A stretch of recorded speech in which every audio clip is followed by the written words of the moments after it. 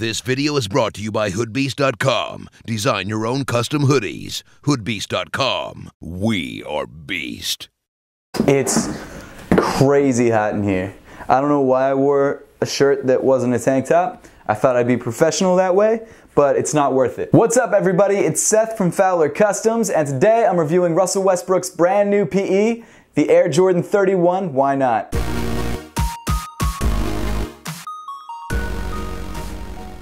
Thanks so much for tuning in today, guys. Make sure to hit that subscribe button down below if you haven't yet. But with all that being said, let's get into it. So if any of you guys follow sneaker YouTube at all, or sneaker reviews in general, you know that the Air Jordan 31 was a pretty decent basketball shoe. The upper was incredible, but there was a pretty major flaw, the traction. But in most cases, and even in my case, that meant that the Air Jordan 31 could never be my standard basketball shoe. And if I wanted to ball in the latest, greatest Air Jordan, I would just have to wait till the Air Jordan 32. But as we saw on Russell Westbrook's feet throughout the regular season, there was maybe another option. I think we were all hoping for a Jordan 30.5 or a different standard Air Jordan that we could buy that would have the Air Jordan 31 upper, but the Air Jordan 30 or 29's midsole and outsole. And technically it looks like we all got that, but in a much more limited way than I think we all wanted. And of course, that shoe is the Air Jordan 31. Why not? At first glance, I'm not in love with this shoe. There's just so much going on, and of course I think that's the appeal for a lot of people, but for me, I don't love it. But jumping right into the shoe, you have the same upper that you had on the Air Jordan 31. The knit material from the midfoot to the toe is really great. It's super comfortable and molds to your foot really nicely. As with most of the other Air Jordan 31s, you do have a color fade from the toe to the midfoot. In this particular case, it's like a silvery gray all the way to this black. And unfortunately, they still kept this cluster of branding. It's just too much stuff going on. You've got a Nike swoosh, you've got an Air Jordan, you've got the Jordan wings on the other side, you've got Russell Westbrook's logo on the tongue. It's just way too much branding. I already covered a lot of this in my Air Jordan 31 review, so if you guys want to check that out, make sure to click the link at the top of the screen. But as with the regular Air Jordan 31, this knit material turns into this faux leather, and in this case you've got the elephant print on the heel, which is reminiscent of the Air Jordan 3. And like I said before, you still got this stupid oversized Jumpman. It makes it look like a team shoe. I don't like it. It's a weird touch. Plus, like the way it's woven, his foot is literally woven into this black material, so you completely lose his foot, which looks really weird to me, and I don't know why they would do that. Like, at least shift it over or downsize it or something, because that looks so weird. You still have your flywire lacing system, which provides really great lockdown. You've also got a separate tongue, which is becoming less and less common with newer basketball sneakers. And as I mentioned, you got the Russell Westbrook logo on the tongue, another needless logo on an over-branded shoe. Guys, come on, Nike, like, you know better than that. It's a solid shoe. Look past the branding, Seth. You can do it.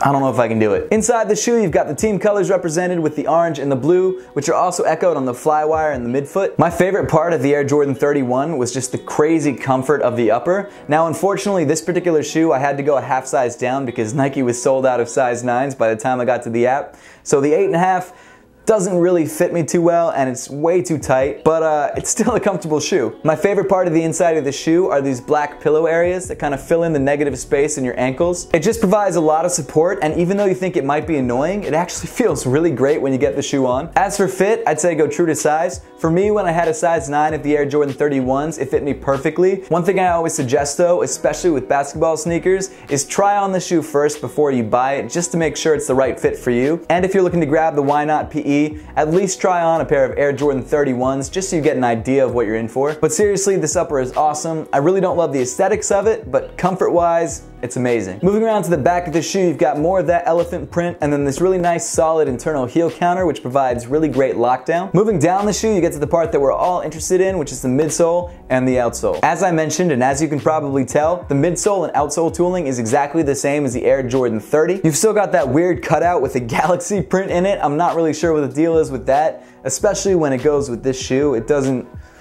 make sense or work for me visually, but it's still there. The solid external midfoot shank is back and provides some really nice support. And of course, on the outsole of the shoe, you're back to that Air Jordan 30 traction, which is pretty solid, not incredible, but definitely a lot better than the Air Jordan 31. One thing I'm a little disappointed by is that Nike decided to go with translucent rubber on this outsole, which is notorious for having worse traction than solid colored rubber. I don't know why, it just doesn't seem to grip as well, and I've noticed that in just about every shoe that has translucent rubber. So while it's great that the 31 now has working workable traction. The one thing that kind of sucks is that because of that, you lose your full-length zoom cushion that you had in the regular Air Jordan 31. Because we're back to the Air Jordan 30's tooling, we're back to that dual unlock zoom in the forefoot, which, don't get me wrong, isn't bad, and for someone like me who's lighter and doesn't jump a lot, I don't need too much crazy cushioning. So I mean, that may still be a drawback if you have bad knees or you're a bigger guy or just prefer better cushioning. One cool feature that they added on the Why Not PE is that they put the Why Not on the outsoles of the shoe, and I think it looks really, really clean. It's printed on the zoom units underneath the translucent outsole, so it kind of looks like you're looking at it through water because of that textured outsole. Overall, the Air Jordan 31 Why Not PE is definitely not a bad sneaker, and for a lot of people who bought this shoe, they're not even going to play in it, so that doesn't matter. For me personally, I didn't get a lot of play time in this shoe, so I don't feel comfortable calling it a great basketball performer or a bad basketball performer. What I will say though, from the limited amount of time I had playing in it, is that the upper feels great.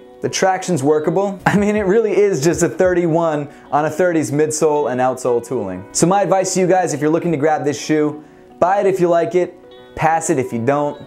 I'm kind of indifferent. Now that we've got the review out of the way, let's throw these guys on feet and see how they look.